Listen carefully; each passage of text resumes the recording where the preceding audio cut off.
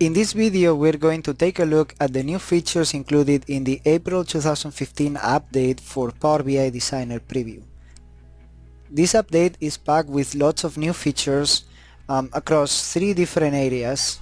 The first one being data modeling. So this is a very important release for us in terms of data modeling features, because it is the first release in which, using the Power BI Designer, you're going to be able to author measures using DAX. Let's take a look at DAX support in the Power BI Designer. I have a few tables already loaded into my data model, and I have a few reports on top. So the first thing that I could do here is go into the store sales table, and I could just tell it that I would like to write a new measure. This will automatically bring up the formula bar where I can start typing, and notice how I get really nice IntelliSense and completion support, both for function names but also for references to fields across all of the tables that I have. For instance, I can start typing sales, and I'll be able to find my store sales table, the sales field, complete that, and get my measure created. So right now, if I go into store sales, you'll notice how the new measure shows up. I can even select it again and change the name if I change my mind, so I'll say total sales. And there it is, my total sales measure. Now this formula bar support, it's quite good. You already saw IntelliSense, but there's more things to it. So for instance, if I were to miss the final parenthesis and I click enter, it will automatically complete it for me. And if I were to do something with an error, like for instance reference an invalid field, it would actually give me error squiggles, and it would show me the reason why this failed. In this case, it found a field name that was not available, or that it didn't exist. Alright, let's go back and clear this up so that it actually references the right field.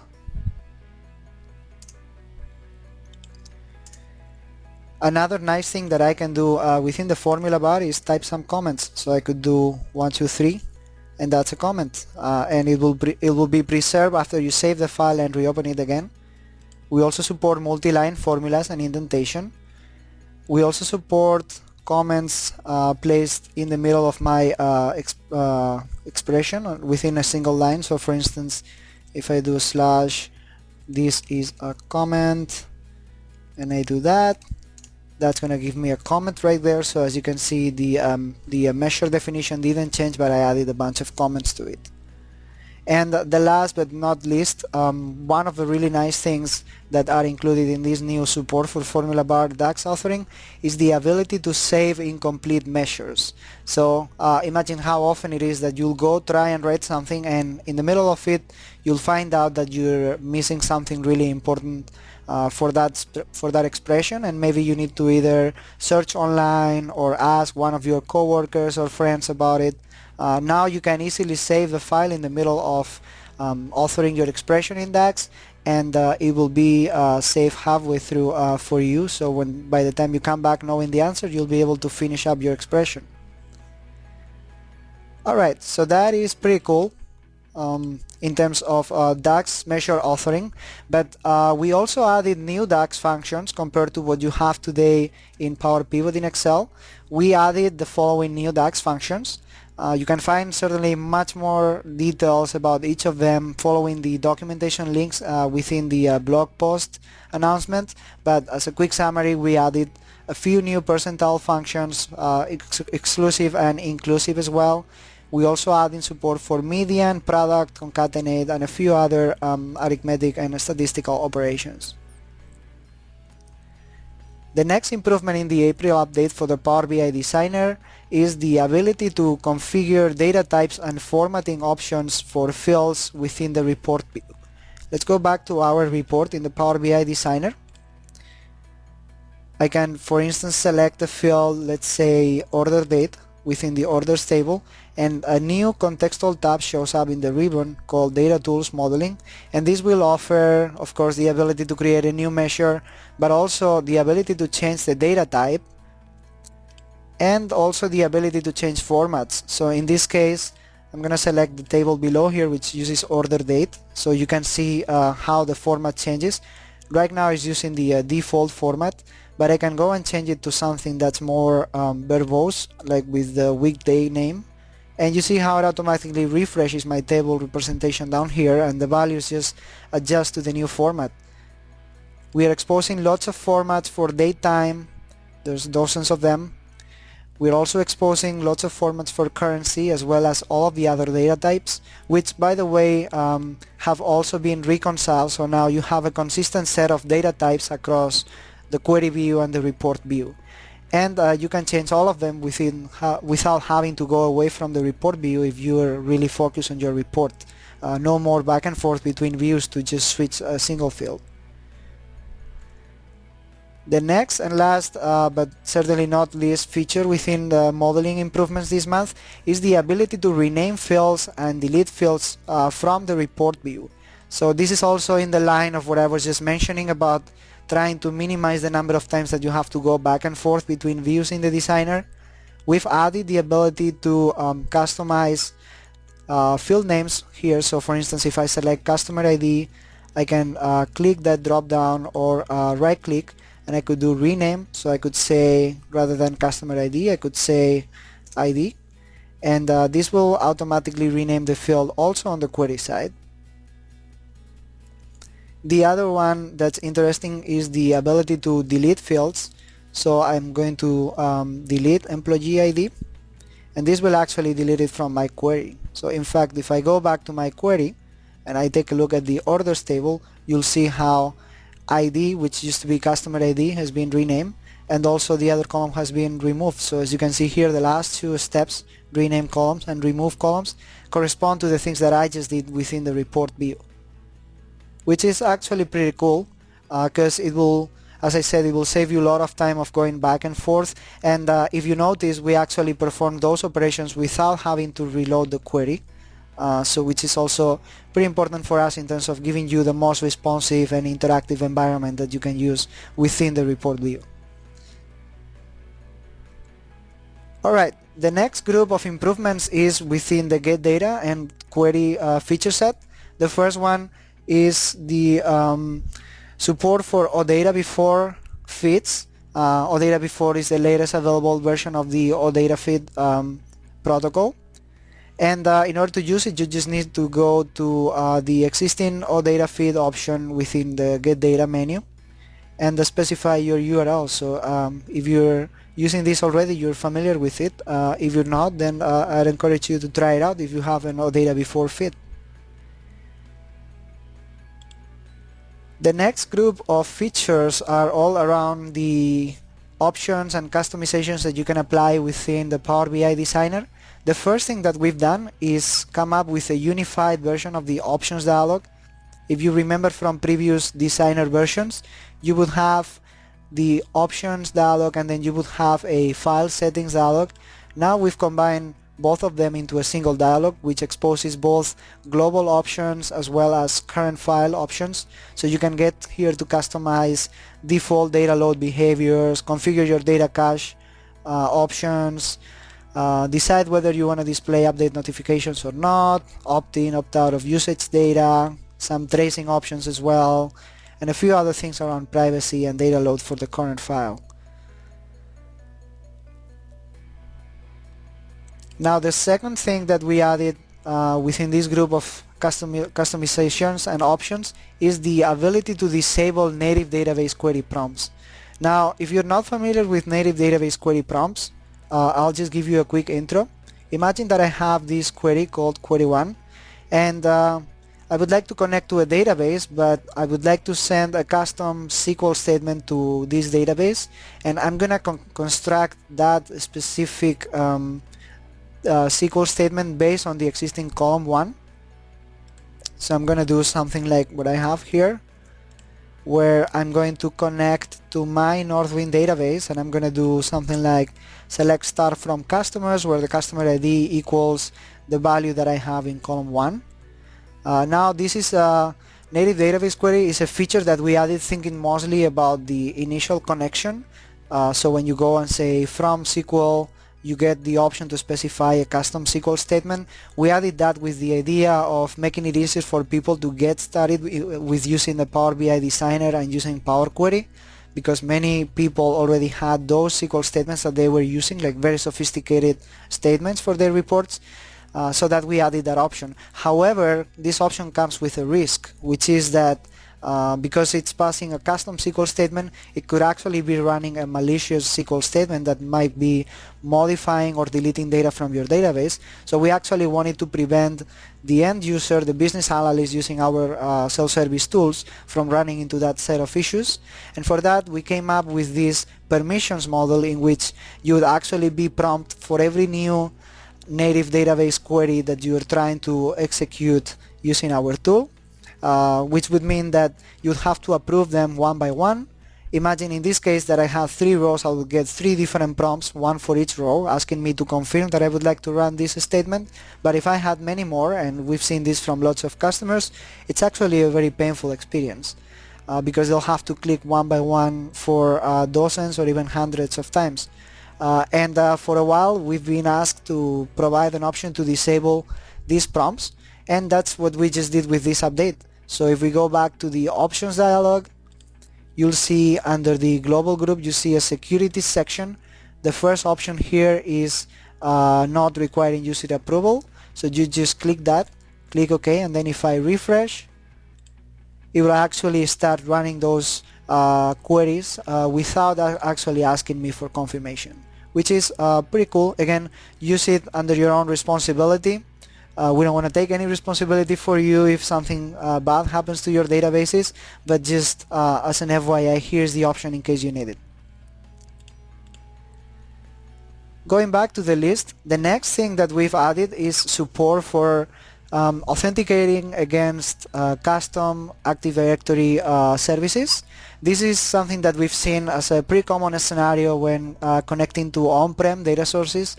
An example of this would be Dynamics CRM on-prem instances where you connect to data feeds that require this custom ADFS authentication flow. So what we've actually done is add a prompt to the credentials dialog so that when someone tries to authenticate against one of these custom Active Directory authentication endpoints, we'll ask them if they're okay with approving that specific endpoint, and it will just let them connect. We've also added the ability to manage the list of already approved sources. If you go to the same global security tab within the options dialog, I don't have any approved authentication services right now, but this is where they would actually show up. And here you'd be able to edit them, modify the URL, or even delete them if you would like to revoke permissions for that specific authentication service. The next change is actually one that is not adding new capabilities to the Power BI Designer, but rather removing some of them. This is a little bit unfortunate, but there's been some changes to the Facebook API that have made some of the permissions that the Power BI Designer connector for Facebook was using not available anymore. Starting on April 30th, 2015, there's deprecation of the version 1.0 of the Facebook Graph API, which is the API that the Power BI Designer is using behind the scenes to connect to Facebook. So some of the permissions that we were using before, or you were using through our product before, they're no longer available in the new API. Probably the two most commonly used ones that we've seen are the ability to retrieve information from your friends lists, so seeing information about your friends, and also the ability to retrieve data from news feeds.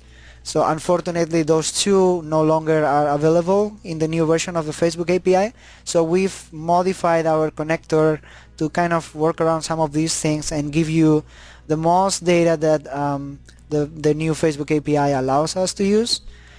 For existing queries, they'll continue refreshing until April 30th, but after that date you'll start getting an error. So sorry about that, but if you have feedback, there will be a link, there's a link in the announcement blog post that's next to this video that you'll be able to go and see more documentation about the Facebook API and maybe share some feedback or suggestions with the Facebook team.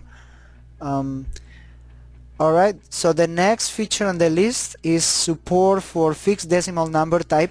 So we kind of touched base on this a little bit earlier in this video when I showed the new drop down, the new when I saw the new when I showed the new data types drop down in the report view. We've reconciled those types, and now you also have access to things like fixed decimal number, very commonly used as a currency type in many scenarios, and this is available across both the query view and the report view. Now the next item in the list is the ability to use alternate Windows credentials when connecting to a data source that uses Windows authentication. So for instance, if I go use something like SQL Server and I connect to my local server and I use Windows Auth, now I get the option to decide between using my currently logged in user credentials or use alternate username and password. Pretty straightforward, but something that, again, it's been a very common piece of feedback from many of you, and finally we got to add it, so enjoy. And the last group of things, of course, new transformations. We, as you know, continue doing incremental improvements to our query transformation capabilities every month. There's 3 that we've added this month. The first one is the ability to remove blank rows from a table. So for instance, if I have something like the following text file, which is a file with blank rows, pretty convenient for this demo. Let's do a little bit of data massaging here. I'm gonna split this by delimiter. I could pick something like tab delimiter, do it at each occurrence. Starts looking better. I can now use first row as headers, and once I get to this point, up until now I would have had to start filtering by a specific column, but in some cases I had nulls in one of the columns or empty values on one of the columns but not on all of them, so it would have been really hard for me to actually apply that type of filter, because I would have had to write a custom formula for that to kind of do a complex statement, a complex condition that would check for all columns. Now we're doing that for you.